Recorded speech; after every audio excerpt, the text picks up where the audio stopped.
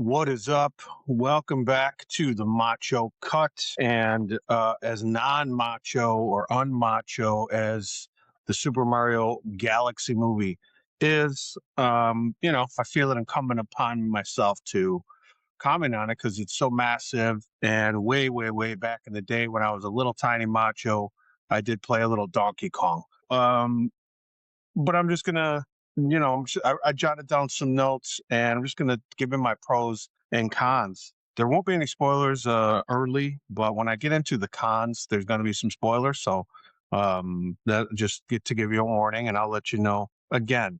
So what I want you to know about this, and you're either if you were going to see it, you probably saw it already, but maybe you're going to go see it again, or some things you didn't notice. What I want to say about it, let me get this thing rolling here. What I'd like to say about this movie is it's, the Bioillumination, who has now seemed to have toppled Pixar, or at least made them second fiddle. The obviously the where the technology is now, it looks fantastic, looks awesome, super high quality, picture, images, colors, all that stuff. The music throughout the whole soundtrack just sounds cool. It's really kind of nonstop. The whole movie is kind of maybe too action packed, or there's just a lot going on, but not necessarily a bad thing. So, a couple things about it. I like to, it's short and sweet. It's right at 90 minutes, and that's what movies are supposed to be, especially movies like this, where it's right at the edge of where you want to be. The last thing you want to see, whether the movie's, especially a kids movie, 2 hour kids movie, forget that. So, kids can't sit still anyway. But at 90 minutes, that is what I did like about it. Um, I've heard, I didn't read this, that the budget, at least for the to shoot it, was under $100 million, and I just like the sound of that these days. You hear there's all these terrible TV shows and terrible movies, and they're spending hundreds of millions of dollars. Just it seems like for no reason, but the money was well spent here. I don't want to get super into the cast. It's Chris Pratt, Anya Taylor Joy, what's her name from the Marvels, who's making kind of a comeback. She's kind of had a come to Jesus thing, and then I think Glenn Powell plays the Fox guy, who reminded me strikingly a lot of Rocket. I don't know who came first, but I digress. So I'm just going to mention a couple things other than those first things. So it is super high quality and worth the money to take the kids. It's going to be a fortune, but at least you'll get something. There's no risk here. It's fun. They will. It is. It's not a family movie per se, but it is definitely a kids movie. And if you're just an old Mario Kart or whatever, I never played any of the games. So a couple things I just want to mention, and maybe my favorite things are the Nintendo sounds, the coin sound, and the music from the video game. At least there was a little Donkey Kong music in there. One of my favorite things was the big showdown fight at the end. I won't tell you any details, but it does look really, really cool. It's kind of a free for all, and that part is cool. Just from a movie perspective. And I just want to mention this. Sometimes I think I see little things in here, Easter eggs, coincidentally, because it is Easter morning right now. There's a scene in here where they show these little toad guys, and they're whatever they're talking about something to the princess and to Mario, and there happen to be seven of them, and one of them has glasses, kind of like Doc. And if I were a betting man, I would bet that this is just a little shot at Disney and Snow White and the Seven Dwarfs, which, as you know, was an unmitigated disaster with Rachel Zegler and everything else. So I don't think I imagined that. So what I want to mention too there are some what do you call homages or homages to other franchises. So when you see this, so let me know in the comments if you saw these, or if I'm off base here. There was, and I'm not saying they're ripping off these movies. There's always a lot of borrowing and influence and all that.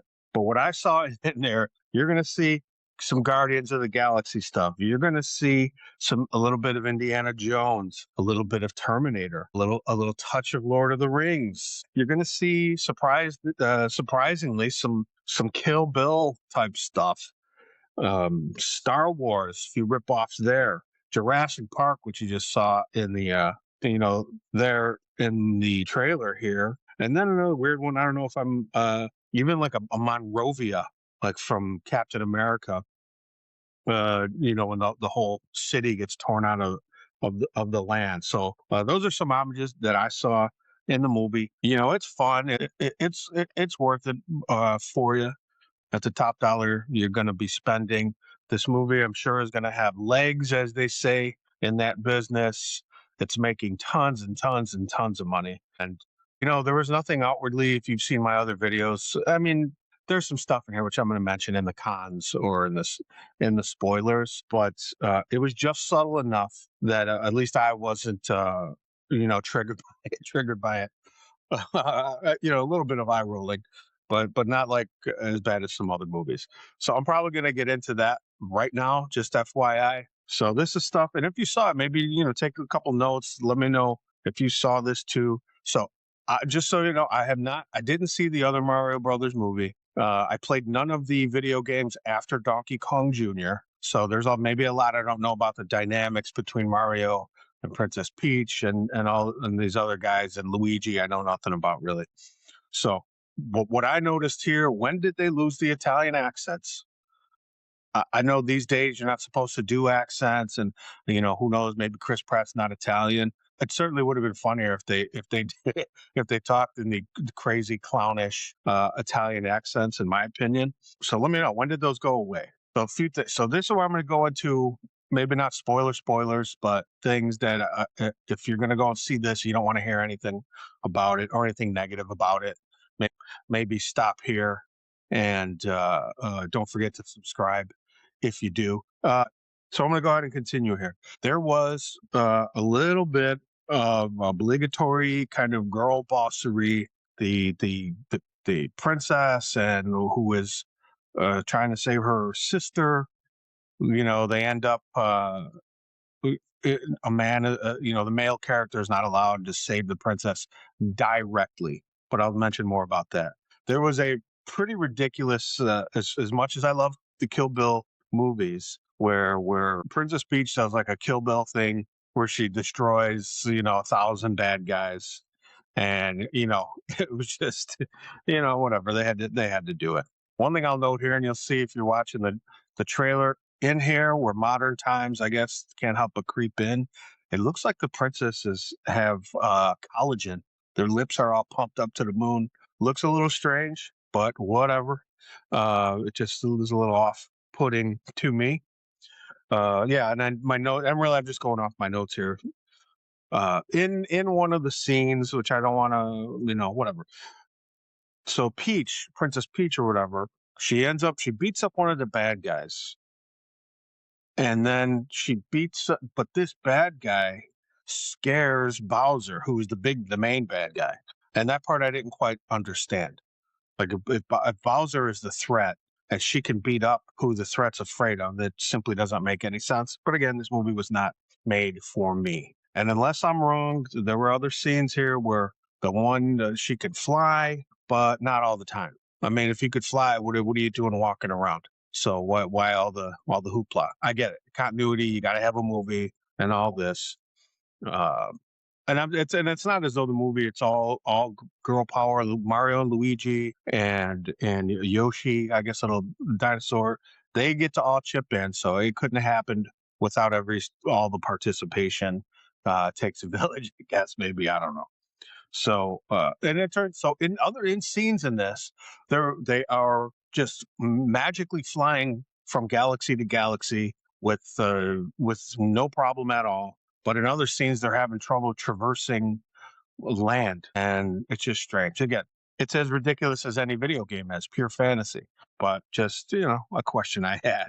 A couple of things that were a little off-putting when they're telling the story of their raising and upbringing. They mention, the one princess is telling the story about where Peach and her sister came from, She said she was a brave and noble uh princess. Brave and noble. That's what it is now for girls.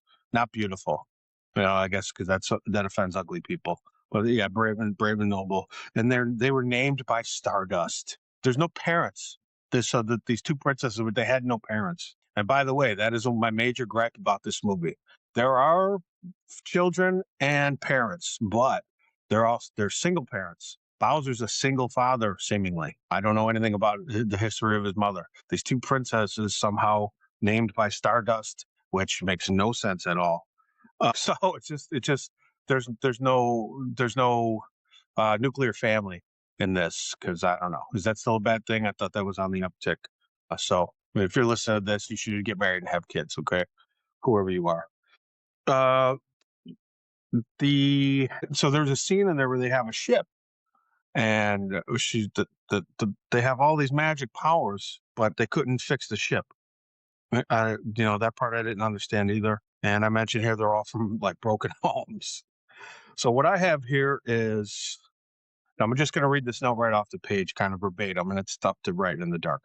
So what I have here is Mario doesn't save this is the ultimate spoiler alert. Mario doesn't save the princess, at least not directly. He, Luigi, and Yoshi do fight off, Bowser and Bowser Jr. so that Peach can go and save her sister and then save then the two of them together, you'll see in there, they cross the streams and they save the whole universe, just the two sisters, super girl power. Now, kids aren't going to get any of that kind of signaling or messaging or whatever. And it's not destructive, whatever. It's a cute story. But I couldn't help noticing it.